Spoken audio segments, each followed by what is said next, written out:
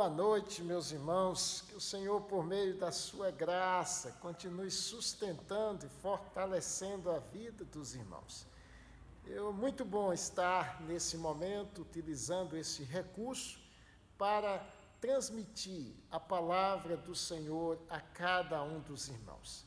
E nesta noite maravilhosa, nós iremos meditar na palavra do Senhor, precisamente no Evangelho de João, capítulo 4.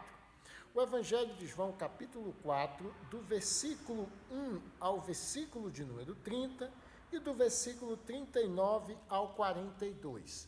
A leitura de alguns versículos, ou de muitos versículos, faremos à medida que eu estiver expondo a palavra de Deus. Mas antes de iniciar a exposição da palavra do Senhor, eu gostaria de orar. Vamos então fechar os nossos olhos, vamos orar ao Senhor. Senhor, nosso Deus, nosso amado, bendito e glorioso Pai, nós queremos agradecer ao Senhor por esse dia. Agradecer ao Senhor pela semana que se findou, pelo cuidado que o Senhor dispensou a cada um de nós. Agradecer ao Senhor pela bênção da salvação em Cristo Jesus. Agradecer ao Senhor pela nossa família. Agradecer ao Senhor pelos irmãos da família da fé. Suplicar pela humanidade, pelo país, o estado, o município. Suplicar ao Senhor pelos profissionais da saúde, que estão à semelhança de tantos outros na linha de frente. Que o Senhor os guarde, o Senhor os proteja, que o Senhor renove, restaure as suas forças e dia após dia dê a eles sabedoria para lidar com as situações com as quais eles se deparam dia após dia. Agora, a nós, nos conceda a iluminação do Deus Espírito Santo, porque haveremos de estudar a Tua palavra. Fale ao nosso coração. É a oração que fazemos em nome de Cristo. Amém. Meus irmãos, o Senhor Jesus Cristo, no capítulo 3 do Evangelho de João, ele teve um diálogo. Esse diálogo foi com Nicodemos. Nicodemos, diferente dessa mulher, ele era mestre em Israel, ele participava ou pertencia à seita dos fariseus e ele foi ter com Jesus à noite. Já agora é o Senhor Jesus Cristo que vai ao encontro daquela mulher. E aqui nesse texto nós temos várias informações importantes. Mas eu gostaria de estudar com você exatamente 5 lições que o Senhor nos mostra nesse diálogo aqui com a mulher samaritana. A primeira informação que nós temos, ou a primeira lição, é que Cristo, ele veio buscar e salvar o perdido. Isso fica visível, notório, quando a gente lê o Evangelho de Lucas, capítulo 19, versículo 10, do diálogo de Cristo com Zaqueu, em que no versículo 10 ele diz, porque o Filho do Homem veio buscar e salvar o perdido. Também fica notório a nós quando a gente lê o Evangelho de Mateus, capítulo 9, onde o Senhor Jesus chama Mateus e posteriormente vai à casa de Mateus participar de um banquete. E ele deixa bem claro que os sãos, eles não precisam de médico, e sim os doentes, e que ele não veio chamar justos, mas ele veio chamar pecadores ao arrependimento. Então, nós temos facilidade em aprender essa lição nesses 2 textos, Mateus 9, Lucas 19. Porém, aqui no Evangelho de João, capítulo 4, essa lição também está presente. Cristo veio buscar e salvar o perdido. E quem era o perdido? Inicialmente, o perdido é a mulher samaritana, que posteriormente passa a ser todos os samaritanos daquela cidade de Sicar. E aí vocês olhem comigo o versículo de número 4 de João 4. E era-lhe necessário atravessar a província de Samaria. Na verdade, haviam outros caminhos que eram utilizados pelos judeus, pois o Senhor Jesus Cristo vai fazer exatamente o contrário. Os judeus evitavam passar por Samaria por causa do desentendimento que havia entre eles, desde os dias dos reis Roboão e Jeroboão, onde aconteceu a separação das 12 tribos de Israel. E aí no versículo de número 9, nós temos aqui: então lhe disse a mulher samaritana: como, sendo tu judeu, pedes de beber a mim, que sou mulher samaritana? Porque os judeus não se dão com os samaritanos. Então, judeus e samaritanos não se davam. E os judeus, então, evitavam passar por Samaria. Já o Senhor Jesus Cristo, ele faz exatamente o contrário. Ele está deixando a Judéia, ele está indo novamente para a Galiléia, e João nos diz: e era-lhe necessário atravessar a província de Samaria. Por quê? Porque Cristo veio buscar e salvar o perdido. Ele sendo o Senhor, ele sendo Deus onisciente, ele tinha conhecimento de que aquela mulher haveria de ir até aquele poço buscar água, e que ele estaria ali de forma proposital, para que pudesse dialogar com ela e ela ser alcançada. Por isso que Cristo vai até a cidade de Samaria para ter esse encontro com a mulher, porque ele veio buscar e salvar o perdido. E nós sabemos, mediante a leitura de João 4, que a mulher samaritana era alguém que estava perdida, alguém que já estava agora no 6º relacionamento. 5 casamentos ela teve, e todos eles foram desfeitos, e ela agora está se relacionando com um homem que não é o seu marido. Cristo veio buscar e salvar o perdido. E o apóstolo Paulo, na sua primeira carta a Timóteo, precisamente no capítulo 1, versículo de número 15, ele vai nos dizer isso. Primeira carta de Paulo a Timóteo, capítulo 1, versículo de número 15. Fiel é a palavra e digna de toda aceitação, que Cristo Jesus veio ao mundo para salvar os pecadores, dos quais eu sou o principal. Cristo Jesus, ele veio para salvar, ele veio para buscar pecadores. E naquele momento, a mulher samaritana e posteriormente muitos samaritanos. A outra lição que nós devemos tirar aqui é que o Senhor, ele não faz acepção de pessoas. Veja que o Senhor dialogou com Nicodemos, religioso, mestre em Israel, certamente um homem de posse, ele deu a devida atenção.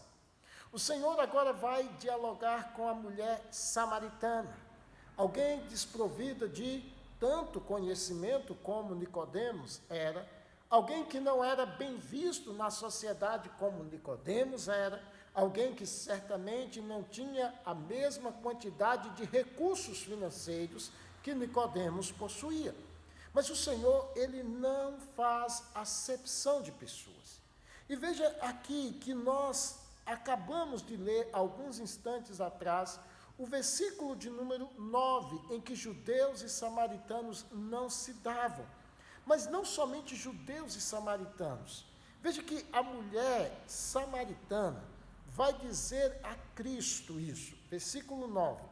Então lhe disse a mulher samaritana: como, sendo tu judeu, pedes de beber a mim, que sou mulher samaritana? Então, havia aqui acepção de pessoas. Judeus e samaritanos, eles não se davam. Um homem falar com uma mulher, a não ser que seja a sua esposa, a não ser que seja a sua filha, isso era algo terminantemente proibido. E Cristo, ele vai exatamente na contramão de tudo isso. E isso o Senhor também vai nos mostrar que nós, quando formos lidar com as pessoas, quando formos pregar o Evangelho, nós não podemos fazer acepção de pessoas, porque, na verdade, todas as pessoas precisam do Evangelho de Cristo Jesus. Agora veja comigo um texto das Escrituras, precisamente em Atos. Atos capítulo 10. O Senhor vai ter que trabalhar na vida do apóstolo Pedro, para que todo o preconceito possa cair por terra, para que ele venha pregar o Evangelho a um gentio. Atos capítulo 10. Você tem aí do versículo 1 ao versículo 8 informações sobre Cornélio, a sua oração que ele fez, o Senhor ouviu, as orientações que o Senhor deu a ele para enviar homens, servos dele até Jope, para falar com Simão Pedro. Do versículo 9 ao versículo de número 16, você vai ver que Pedro tem 3 visões. E que o Senhor vai falar a Pedro: levanta-te, Pedro, mata e come, está no versículo 13. E Pedro vai replicar, versículo 14, de modo nenhum, Senhor, porque jamais comi coisa alguma comum e imunda.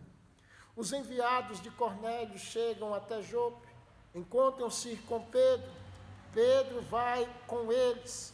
E veja que Pedro vai ter resistência de ir até a casa de Cornélio. E versículo 28 de Atos 10, ouçam as palavras proferidas por Pedro. Vós bem sabeis que é proibido a um judeu ajuntar-se ou mesmo aproximar-se alguém de outra raça, mas Deus me demonstrou que a nenhum homem considerasse comum ou imundo. Veja que Pedro vai dizer aquilo que estava impregnado no judaísmo. É proibido a um judeu ajuntar-se ou mesmo aproximar-se de alguém de outra raça. Mas ele agora convencido, Deus me demonstrou que a nenhum homem considerasse comum ou imundo.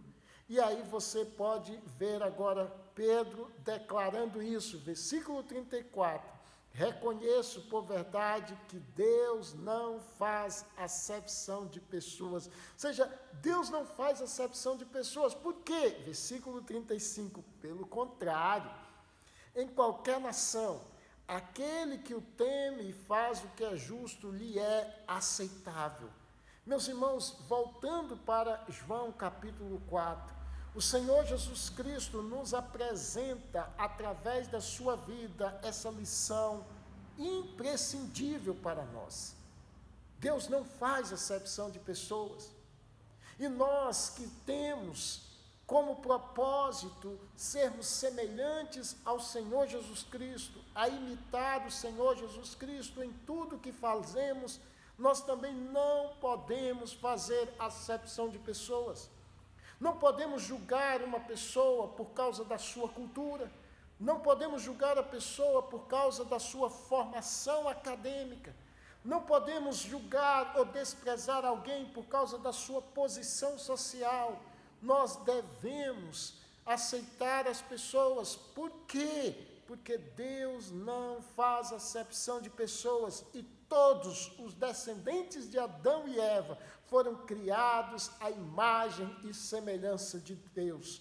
Não existe, não deve existir acepção de pessoas. Porém, nós sabemos que por causa do pecado que afetou de forma significativa a nossa vida, nós fazemos acepção de pessoas.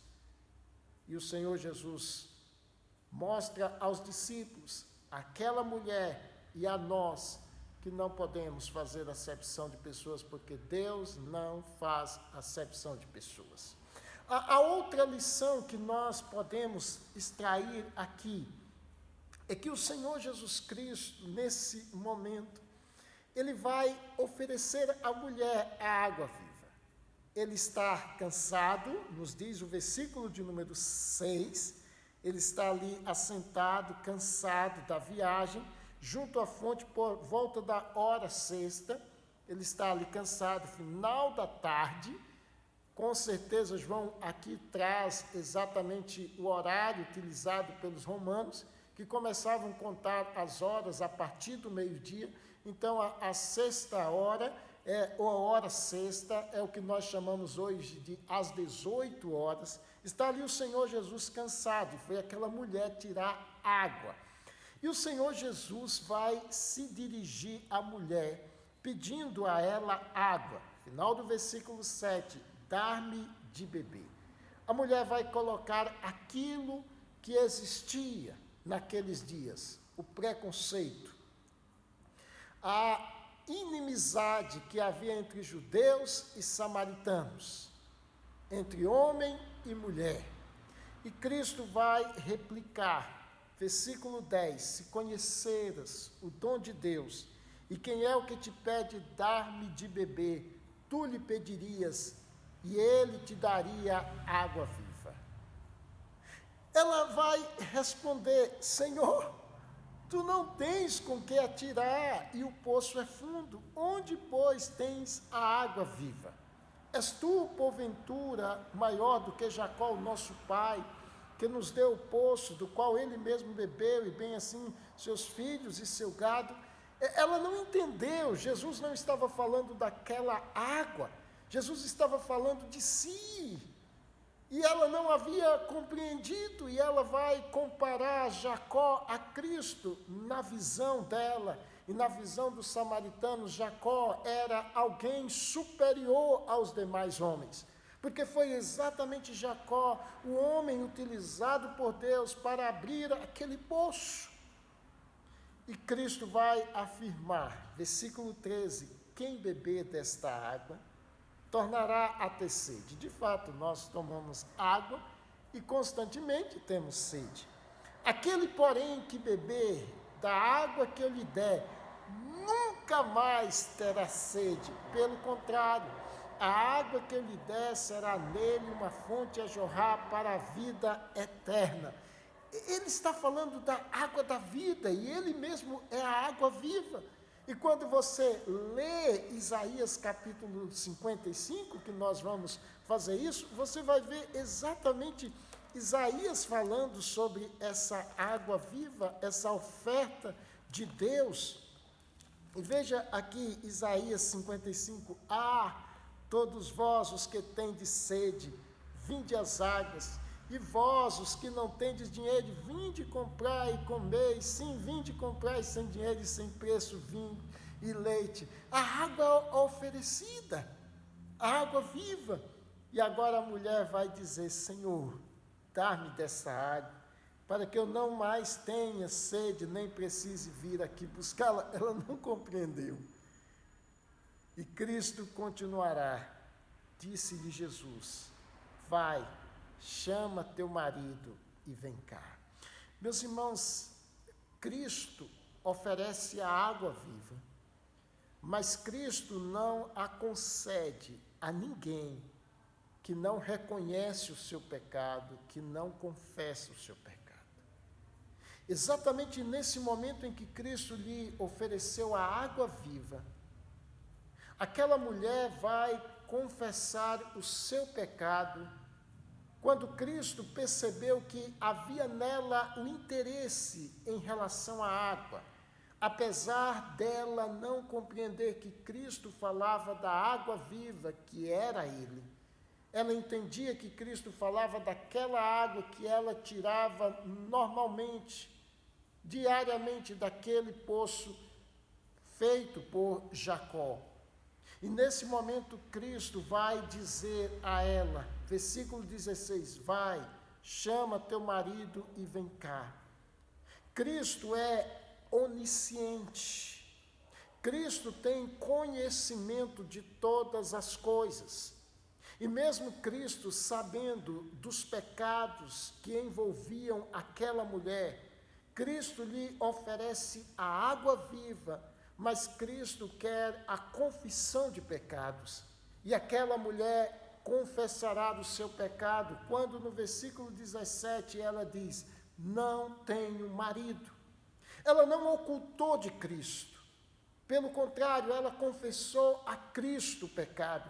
E Cristo vai replicar: bem disseste, não tenho marido. Porque 5 maridos já tivestes, e esse que agora tens não é teu marido. Isso disseste com verdade.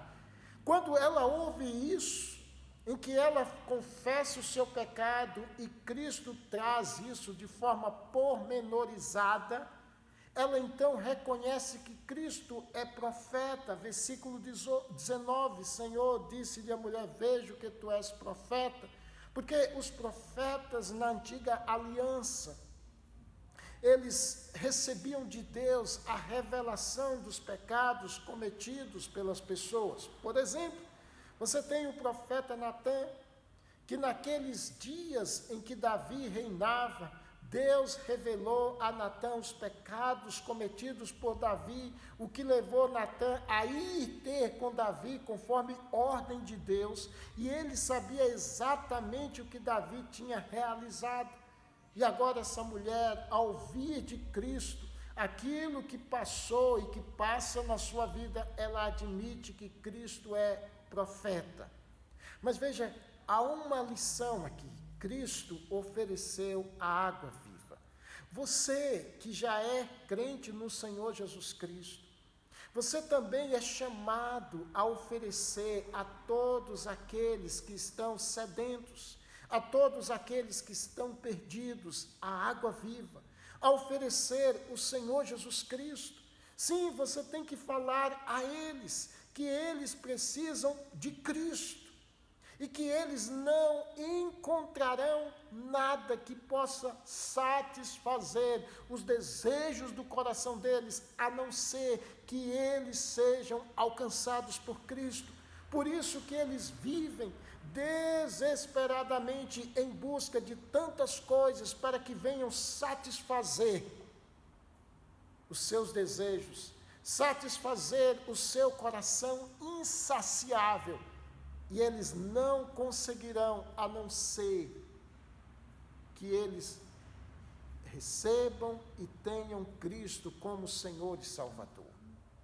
A outra lição que nós podemos aqui extrair é exatamente que o Senhor Jesus Cristo, Ele exige, Deus requer a adoração verdadeira. Porque no versículo 20 o diálogo continua, e a mulher diz: nossos pais adoravam neste monte, vós, entretanto, dizeis que em Jerusalém é o lugar onde se deve adorar. Nos dias de Jeroboão, onde acontece a divisão das 12 tribos, Roboão, então, estava com Jerusalém, local estabelecido por Deus para adoração. Jeroboão, temendo que as demais tribos fossem a Jerusalém adorar a Deus, ele então estabeleceu alguns montes, alguns locais em que o povo pudesse adorar a Deus, evitando de ir até Jerusalém. Daí, judeus e samaritanos tinham essa divergência. Onde se deve adorar a Deus? Em Jerusalém ou no Monte Gerizim? O Senhor não vai dizer onde adorar. O Senhor vai dizer exatamente outras coisas em relação à adoração. Quando adorar, como adorar e a quem adorar. Quando adorar? É interessante que Cristo vai nos dizer que a hora de adorar é agora. Versículo 23, mas vem a hora e já chegou. Ou seja, o tempo de adorar a Deus é o tempo agora, é agora. Em todo tempo você deve entender, eu estou adorando a Deus. A adoração, ela não está restrita apenas a um local. No seu relacionamento conjugal, deve ser uma adoração a Deus. A sua postura no trabalho deve ser uma adoração a Deus. A maneira que você lida com as finanças deve ser uma adoração a Deus. A maneira que você se relaciona com o seu próximo deve ser uma adoração a Deus. É lógico que existe a adoração formal, a adoração pública, onde nós devemos nos dirigir ao templo para nos juntarmos a outros irmãos e irmãs em adoração a Deus. Mas a adoração não está restrita a um lugar. O Senhor também vai dizer como adorar. Ele diz que a adoração deve ser em espírito e em verdade. Veja no versículo de número 23. Mas vem a hora e já chegou em que os verdadeiros adoradores adorarão o Pai em espírito e em verdade. Versículo 24, Deus é espírito, e importa que os seus adoradores o adorem em espírito e em verdade. Apesar da palavra espírito aparecer aqui por 2 vezes, com a inicial minúscula, aqui se refere ao Espírito Santo. Olha, todo aquele que já nasceu de novo, todo aquele que foi salvo em Cristo Jesus, ele é um verdadeiro adorador, porque a adoração é em espírito. Mas a adoração, ela também tem que ser em verdade, e isso é uma referência às Escrituras. Você não pode adorar a Deus conforme o seu coração estabelece. Por isso que os nossos irmãos, quando elaboraram a confissão de fé de Westminster, eles disseram que a adoração a Deus não deve ser conforme a orientação dos homens, nem conforme a sugestão de Satanás, mas conforme Deus estabelece na sua palavra. A adoração deve ser em espírito e em verdade. Somente aqueles que já foram alcançados, que já foram salvos por Cristo, são habilitados por Cristo a adorá-lo em espírito e em verdade. Como adorar a Deus em espírito? Como adorar a Deus? Segundo a sua palavra nos orienta. E a quem adorar? Veja que Cristo diz, quando adorar, em todo o tempo. Como adorar em espírito e em verdade, e a quem adorar. É interessante que Cristo deixa isso bem claro. Versículo 21, no final do versículo, adorareis o Pai. Versículo 23, ele diz, adorarão o Pai. Versículo de número 23, ele diz, são estes que o Pai procura para seus adoradores. A quem adorar? Ao Deus Trino, ao Deus Pai, ao Deus Filho, ao Deus Espírito Santo, a Ele adorai. Por isso que quando você lê o livro de Apocalipse, precisamente no capítulo 4, você vai ver que a adoração é voltada a Deus como o Criador. Quando você chega exatamente no capítulo 5, você deve adorar a Cristo, porque Ele é o Cordeiro que foi morto, Ele é digno de receber a honra, a glória e o poder pelo século dos séculos. Não adoremos a homens, não adoramos a criatura, não adoramos a criação, não, nós adoramos ao Deus Trino. Fomos chamados, fomos alcançados pela graça salvadora de Cristo, para adorar ao Deus Trino. Então, nós vimos até então 4 lições. Cristo veio buscar e salvar o perdido, versículo 4, era-lhe necessário atravessar a província de Samaria, perdido, a mulher samaritana e muitos outros samaritanos. A segunda lição, Deus não faz acepção de pessoas. A mulher samaritana viveu, naqueles dias, onde havia diferenças enormes entre judeus e samaritanos, entre homens e mulheres, Deus não faz acepção de pessoas. E ele deixou isso bem claro no ministério e posteriormente na vida de Pedro, chamando-o para ir até a casa de Cornélio. E Pedro estava influenciado em demasia pelo preconceito que havia entre os judeus em relação aos gentios, ao ponto de proibir um judeu se relacionar com um gentio. Depois nós vimos também que o Senhor Jesus Cristo, ele oferece a água viva. Você, como cristão, você vive cercado de pessoas na sua vizinhança, quem sabe na sua própria casa, no seu local de trabalho, pessoas estão perdidas, pessoas que estão sedentas e elas precisam da água viva. Eu sei que algumas precisam de solução dos problemas que estão enfrentando, de uma enfermidade, uma cura de uma enfermidade que eles têm. Quem sabe a solução de um conflito no matrimônio, um conflito na relação com os familiares, um conflito na relação com os filhos. Mas a maior necessidade é a água viva, e a água viva é Cristo Jesus. E você, como cristão, deve oferecer a água viva. Não se esquecendo de que não se oferece a água viva àquele que não quer reconhecer o seu pecado. Porque Cristo não dá a ninguém a água viva, a não ser que reconheça o pecado, que confesse e abandone. Ele vai exigir adoração, e a adoração é verdadeira, e essa adoração em espírito e em verdade. Por isso, a pergunta da mulher é a pergunta de muitas pessoas: onde se deve adorar?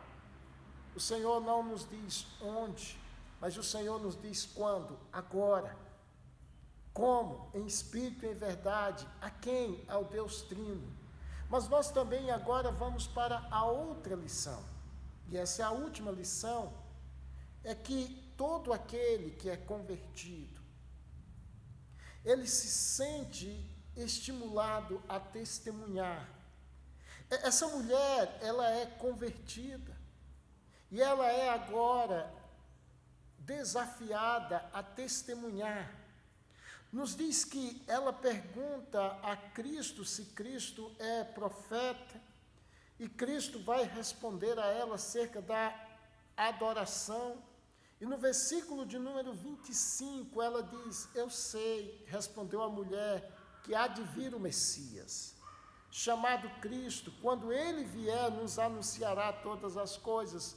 Ela ouviu acerca da promessa de Deus, de Gênesis 3,15, de que haverá de vir o Messias, de vir o descendente da mulher, de vir o Cristo.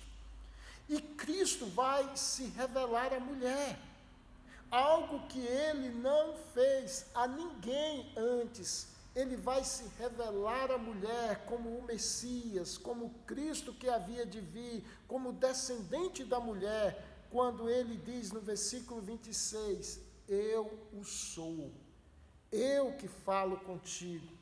Naquele momento chegam os discípulos, a mulher deixou o seu cântaro, vai à cidade e disse àqueles homens, versículo 29, vinde comigo, e vede um homem que me disse tudo quanto tenho feito, será este porventura o Cristo? Saíram, pois, da cidade e vieram ter com ele.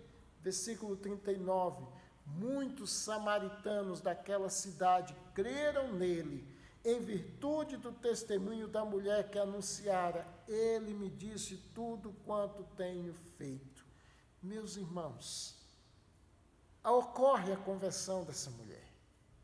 E essa mulher vai testemunhar de Cristo. Isso é algo empolgante. Todo recém-convertido possui uma disposição em anunciar, em testemunhar de Cristo. E veja que Cristo foi buscar e salvar aquela mulher, e que seria o instrumento de Deus para testemunhar dele a outros. E nos diz aqui o versículo de número 39, muitos samaritanos daquela cidade creram nele, em virtude do testemunho da mulher. Você é crente, você é salvo por Cristo Jesus. Então você tem que testemunhar. Você foi chamado por Cristo para testemunhar dele. Talvez não aconteça contigo mesmo o que aconteceu com a mulher samaritana, em que muitos foram alcançados por meio do testemunho dela. Mas pode acontecer que poucos ou alguns sejam alcançados pelo testemunho seu acerca de Cristo Jesus. Essa é uma lição importante nesse texto. Todo convertido tem disposição para anunciar a Cristo. Paira sobre ele o mesmo senso de responsabilidade que pairava no apóstolo Paulo. Ai de mim se não pregar o Evangelho, porque sobre mim pesa essa obrigação. Sabe, muitos outros vieram crer, versículo 41, por causa da sua palavra, dizia a mulher, já agora não é pelo que disseste que nós cremos, mas porque nós mesmos temos ouvido e sabemos que este é verdadeiramente o Salvador do mundo. Que Deus nos ajude. À semelhança dessa mulher que foi alcançada por Cristo, a testemunhar dele àqueles que estão perdidos à nossa volta. Que Deus nos abençoe, hoje e sempre. Amém. Vamos orar. Pai bendito, obrigado por esse momento. Obrigado pela tua graça, pela tua bondade e a tua misericórdia. Obrigado pela tua palavra. Abençoe as nossas vidas e nos dê uma ótima semana. Receba a bênção, irmãos, que a graça do nosso Senhor e Salvador Jesus Cristo esteja e permaneça com cada um de nós, hoje e para todos sempre. Amém. Até um outro momento, se Deus quiser, e estamos aqui à disposição dos irmãos. Que Deus abençoe a sua vida, abençoe a sua família e até um outro momento. Amém.